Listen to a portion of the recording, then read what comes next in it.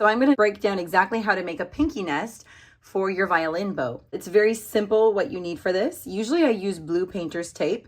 This I've found to be the best for sticking and lasting for quite a few months, usually on your violin bow. This is for if you're a beginner on the violin and want to have something to help you learn the hand shape very quickly and be able to hold it easily without your pinky slipping off. So I'm going to start by removing a piece of tape. I probably do about 5 inches-ish, maybe 4 inches, something like that.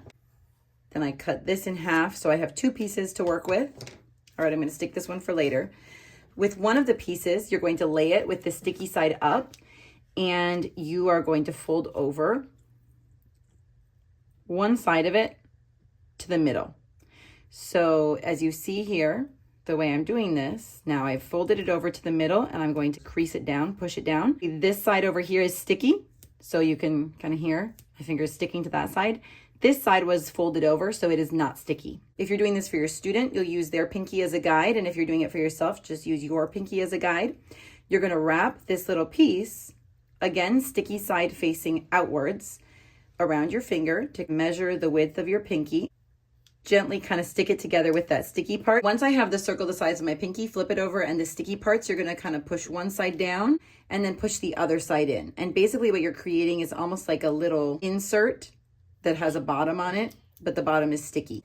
Now I'm gonna flip it and I'm gonna place it on the proper spot on this bow. So it's gonna go just to the right of that little silver circle that you see right here. Now it's resting here and it sticks a bit because of the stickiness, okay? So I'm gonna let it just rest there for a bit on the bow while I prepare little stabilizers for the side.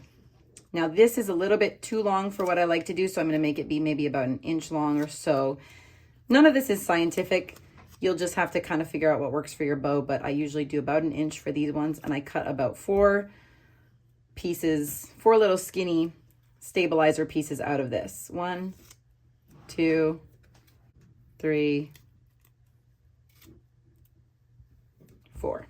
With these stabilizer pieces, we're going to tape each side of the little pinky nest to the bow. The first one I'm going to put right here, and I tape it down kind of like, you want to leave a little bit above the edge of the pinky nest to go over it.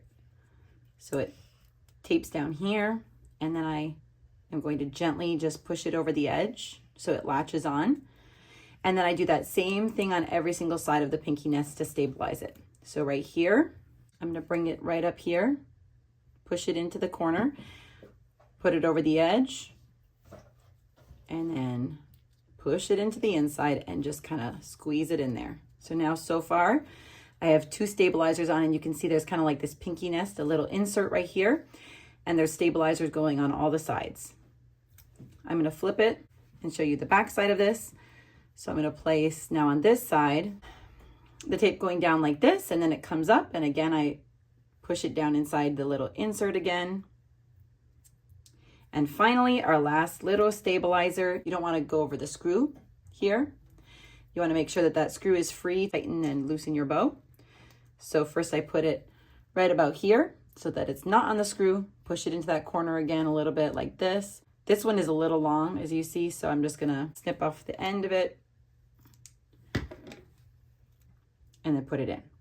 What I like about this homemade one is that it still is very flexible. So your pinky is still being trained how to hold by itself without being completely firmly held in place. Sometimes the plastic ones are too firm and can create tension in the hand. I hope that this tutorial was helpful for you. If you enjoyed this video, you can go ahead and like it down below, and you can also follow my channel for much more content on learning the violin and growing from a beginner to an advanced level on the violin.